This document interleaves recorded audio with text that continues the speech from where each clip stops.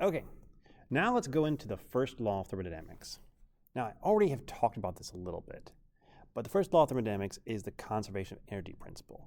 It's what I said earlier when I said that energy doesn't just disappear. It goes from one place to another. It can change forms, and it always goes from being more useful to less useful, which we'll learn about later. Okay, so what do I mean by this? Well, if I have a rock and it's on the top of a cliff right here, it can have a lot of potential energy. That's going to be based on its height. And maybe it's 10 kilojoules of potential energy. Now, when it drops, some of that potential energy is going to change into something else, in this case, kinetic energy. If I were to add up all the energies it has at that point, they would be the same as the beginning. 7 plus 3 is equal to 10, which is the same as this number right here. Now, in real life, we have things like air resistance and friction, which would also be reducing its energy. So we can't just measure all of those. But in this perfect case, we don't have any air resistance or friction. One form of energy will go into another. So energy is not created or destroyed. It can only change forms from one type to another, from potential to kinetic, from kinetic to thermal, from one to another. So this is the first law of thermodynamics. And it also means that if I have an adiabatic process, it means no heat transfer.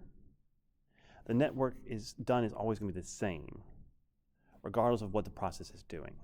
Adiabatic is an important detail here. It means we're not losing any heat as we do something or gaining any heat.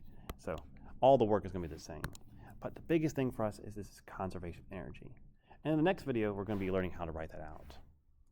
Okay, but before we get to writing out how to write this out in this equation, let's see some different examples of it.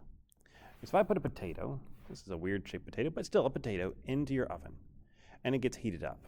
Well, 5 kilojoules of heat will go into the potato, and the change in energy of the potato will be, surprisingly enough, 5 kilojoules. The increase in the energy of the potato is simply the amount of heat that was transferred to it.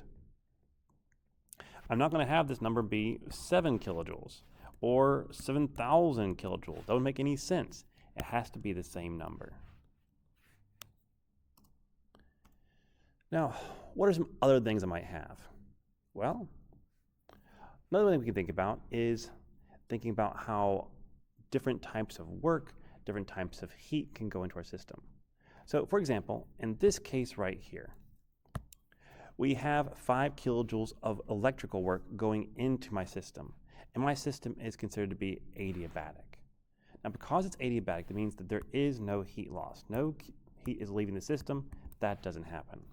And because there's no heat leaving the system, regardless of what type of work it is, the change in energy of my system is going to be the same as the work that was put into it. Nice.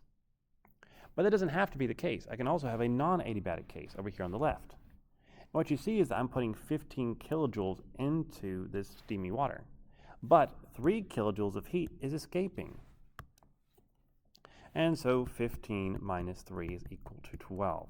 So in the end, energy is still not being destroyed here. It's just that the total amount I have at the end is still equal to the total amount I have at the beginning, but only 12 kilojoules of that actually stayed inside my control volume. Some of it escaped because that was a non-adiabatic case. So get some more of them. Okay, here's 2 other cases right here.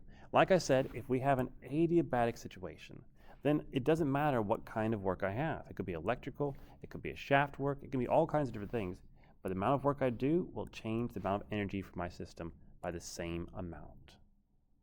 And that can be also boundary work, like right here where I'm compressing it with a piston.